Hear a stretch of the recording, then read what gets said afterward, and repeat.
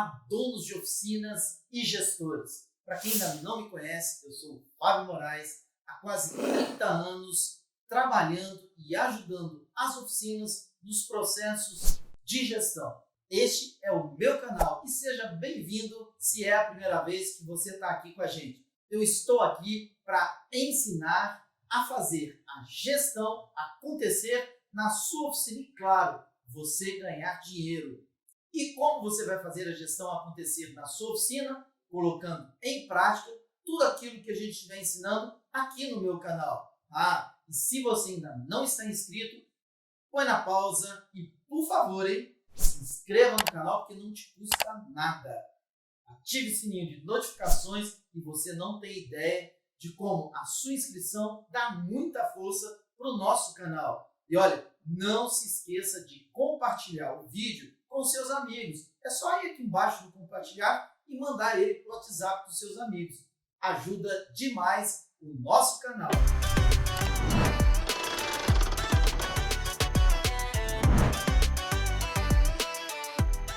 Oi pessoal, que bom que você está junto aqui no nosso canal e mais uma vez está comigo aqui o meu amigo Pitucha, da oficina do Pitucha. Eu chamo de baixinho, gente chama de Dovico, gente chama de Pitucha. Pitucha, o pessoal já te conhece e a gente veio aqui para falar de um slogan que você está usando muito e a gente está trazendo algumas situações. Qual é esse slogan para o pessoal, hein? Pessoal, vamos lá? Bora subir a régua, vamos melhorar a reparação, vamos levantar o nível da reparação. A gente levantando o nível da reparação, porque tem gente que acha que só uma ou duas oficinas ficarem bem resolve o problema, e não resolve, né? Porque a gente tem uma frota muito grande e um volume de oficinas muito grande. Então, o subir a régua é fazer com que todas as oficinas possam, inclusive as menores, né, Baixinho? Claro. Que elas possam estar melhorando os processos internos, atendendo melhor os clientes, de uma maneira generalizada. É isso. Eu queria começar esse Bora Subir a Régua com um assunto que eu acho que todas as oficinas vivem. A gente podia ficar 2 horas falando sobre esse assunto que eu vou puxar agora, mas estou até deixando em suspense aqui. Mas é um assunto que eu acho que assim, em poucos minutos dá para a gente poder falar um pouquinho e, no mínimo, dar um direcionamento para esse Bora Subir a Régua, que é uma mudança que está acontecendo no setor de oficinas, até por causa da internet. A internet ajuda demais, né?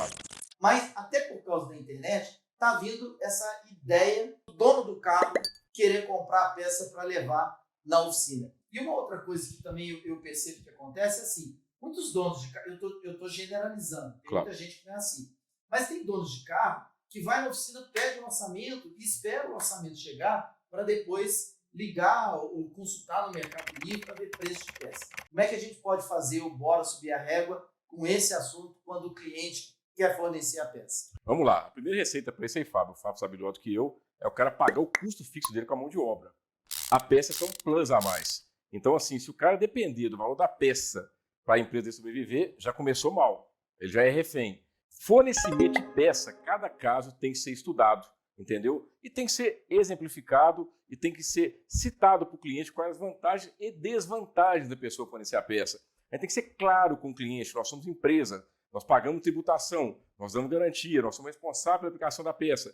Nós não vendemos peças e não vendemos mão de obra, nós vendemos solução e tratamos com vida.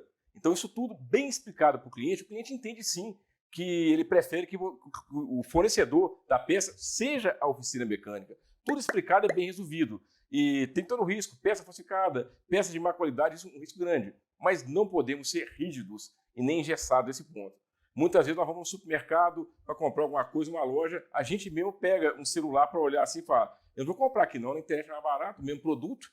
Então tudo é conversado, tudo tem que ser acertado com o cliente. Lá na minha oficina, é um caso meu, tá gente, não é regra para todo mundo não. Carro premium, peças de valores altos, eu mastigo com o meu cliente para ele comprar a peça para mim. Eu crio links para ele, eu dou nome do fornecedor, eu dou numeração para o cliente dele para ele comprar. Você orienta ele a não comprar peça errada. Exatamente. Porque também é um problema, né? Se Nossa, deixa ele comprar peça isso aí errada. é carro parado no elevador, é um problema. Peça errada tem muito problema em cima disso aí. O cara tem que sair do trabalho dele, fornecer a peça. Então, o cliente não fornecer a peça é melhor sempre. Mas isso é caso pontuais, Fábio. Hoje tem peça de 15 mil, 20 mil reais, cara.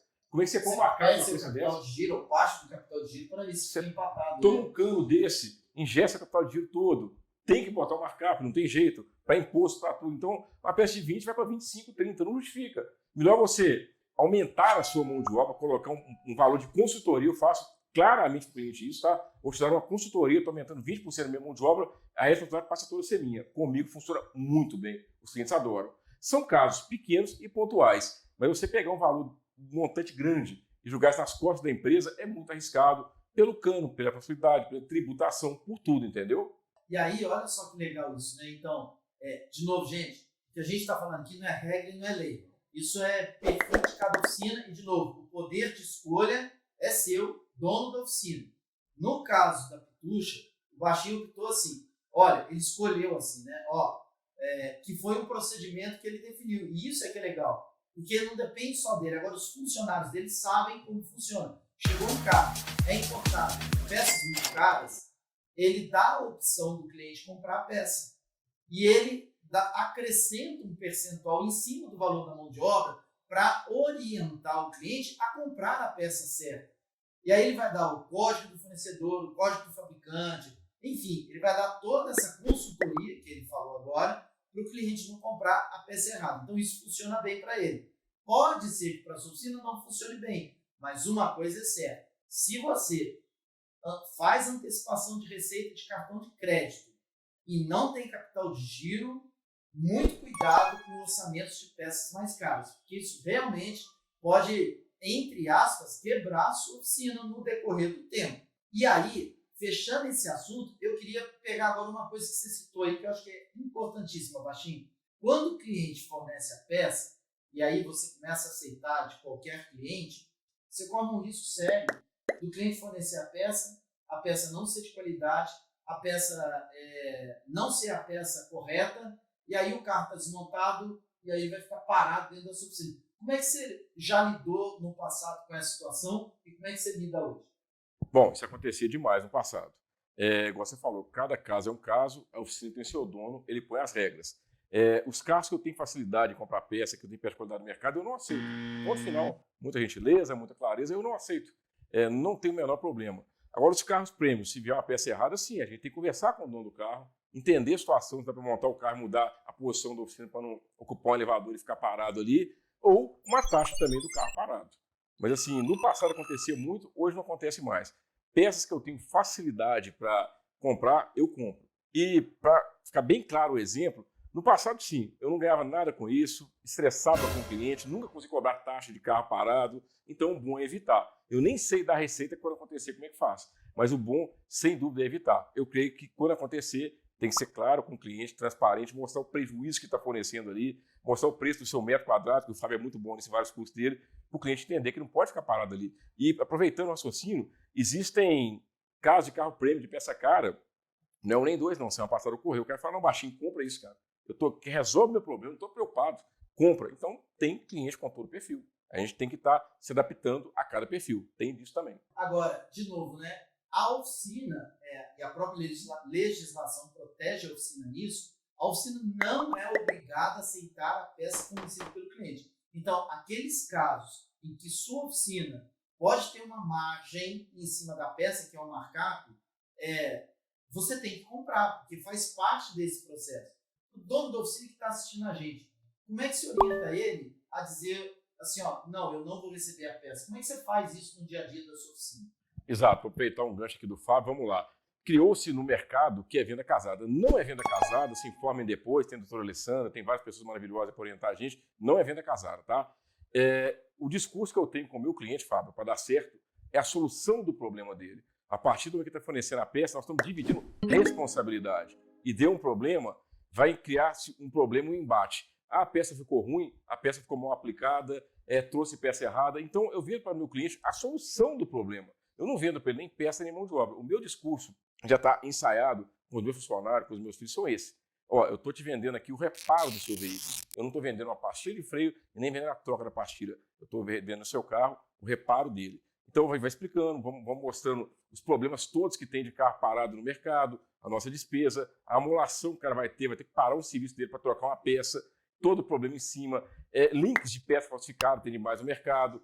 problema de marca de peça. Então, assim, com muita sabedoria e honestidade, é muito fácil a gente fazer, não é convencer ninguém não, fazer entender ao cliente que não é vantajoso ele trazer a peça. Isso não é convencer ninguém, não é passar a perna em ninguém. É um discurso honesto, franco, de gestor, que o seu cliente vai entender que ele vai ser melhor para ele, você fornecer a peça, você reparador. Gente, olha que coisa legal. Baixinho acabou de falar, gestor. Então, isso é que é legal. Hoje eles se consideram um dono de oficina, mas antes disso eles se consideram um gestor. O gestor é aquele que para fazer conta, é aquele que para analisar, é aquele que para entender os resultados e o rumo da oficina. E olha outra coisa legal que ele falou. Eu estou citando aqui, meio que apontando o dedo para ele, para dizer assim, se deu certo na oficina dele, pode dar na sua. É óbvio que não é 100% do que ele está fazendo que você vai conseguir fazer 100%. Tem uma coisa que eu falo muito que é perfil de oficina. O modelo de gestão que dá certo numa oficina nem sempre vai dar na outra, por causa do perfil da oficina, por causa do perfil de carros, perfil de funcionários, da região que a oficina está, uma série de coisas, capital, interior, mas a linha, o caminho para você seguir é um só. E uma outra coisa legal que ele falou, e aí é que eu vejo essa ligação da palavra gestor com tudo que a gente está falando aqui, ele falou assim, meus funcionários e meus filhos estamos com um discurso alinhado. Isso é o quê? Procedimento. Quando você tem um discurso alinhado, significa que você fez um procedimento ser implementado na sua oficina. Agora, é claro, não foi do dia para a noite. Certamente lá teve um funcionário, eles alinharam o discurso, mas no decorrer do tempo, um funcionário ou um filho deve ter cometido alguma falha lá e deve ter falado alguma coisa que não estava tão alinhada. Aí ele vai lá, corrige, ajusta e depois passa a funcionar o procedimento. É mais ou menos assim que está funcionando lá. Exatamente, tem que acertar a rota sempre. É um grau fora, lá no final dá ruim. Eu como gestor também erro, né? Sou funcionário. Então, assim, mas o procedimento padrão, inclusive, ele é escrito, né? Está todo digitado, escrito. Eles sempre leem e trabalham em cima daquilo. É sempre, para toda a argumentação do cliente, a gente tem uma resposta pronta. Não engessado, não é um call center, mas tem uma resposta pronta sim. E uma nova argumentação, a gente cria uma resposta, porque o mundo é muito dinâmico. Então, para tudo tem um processo, sempre.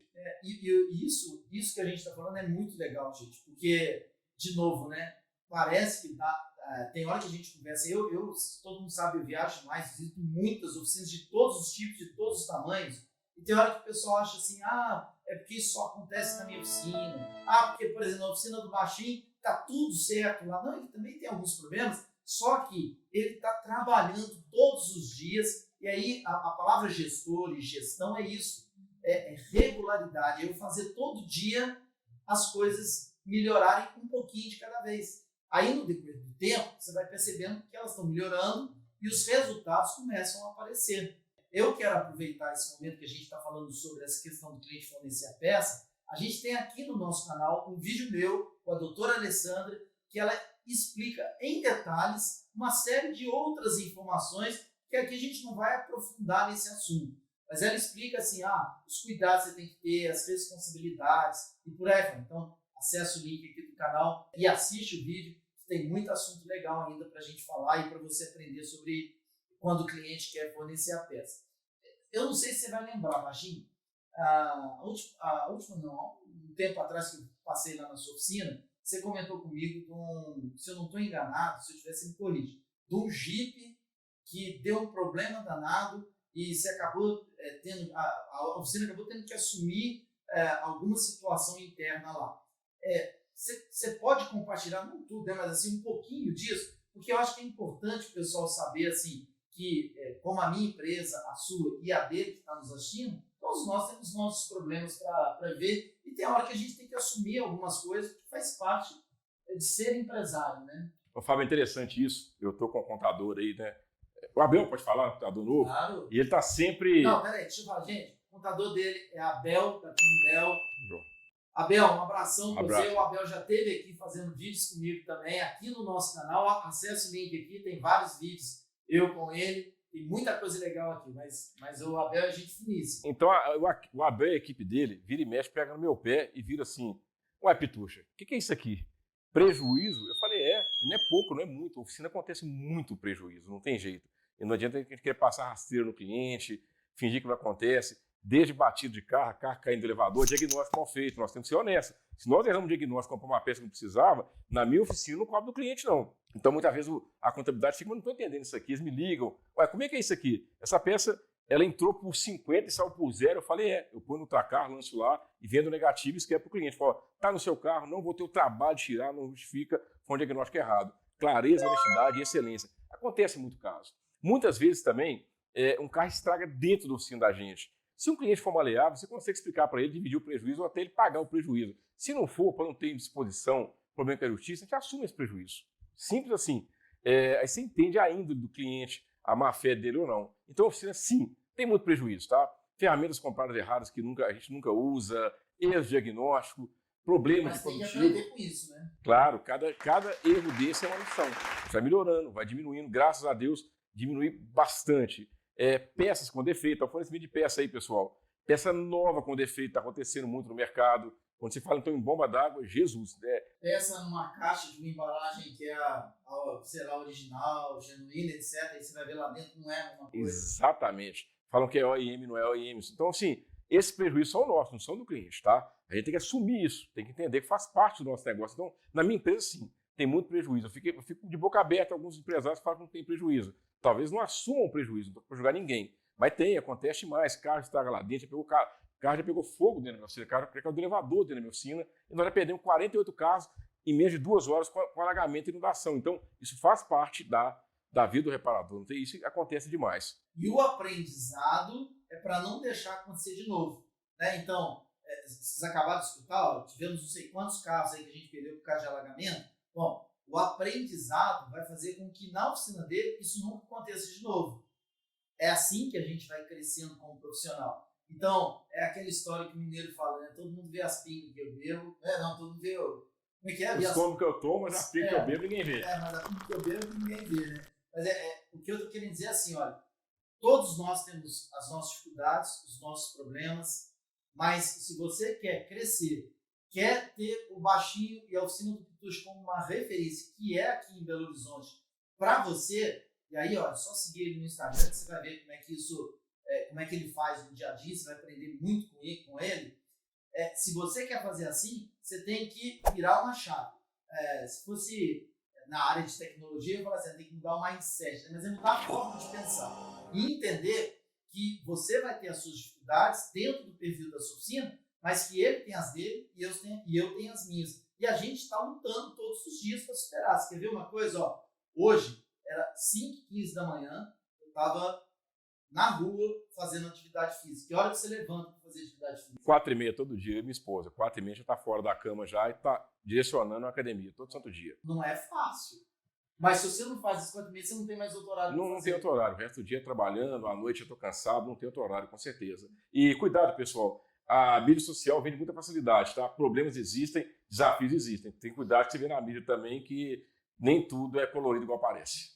Gente, bora subir a régua? Viu que legal? Viu como é possível a gente fazer isso acontecer nas nossas oficinas? Bom, a gente falou muito sobre quando o cliente quer fornecer a peça, com exemplos práticos do dia a dia para ajudar você a dar esse salto de qualidade e ajudar esse movimento tão bonito que o Baixinho está criando, que é o Bora Subir a Régua. A gente vai se encontrar aqui no canal, ainda com o Baixinho, em outros vídeos. Tchau!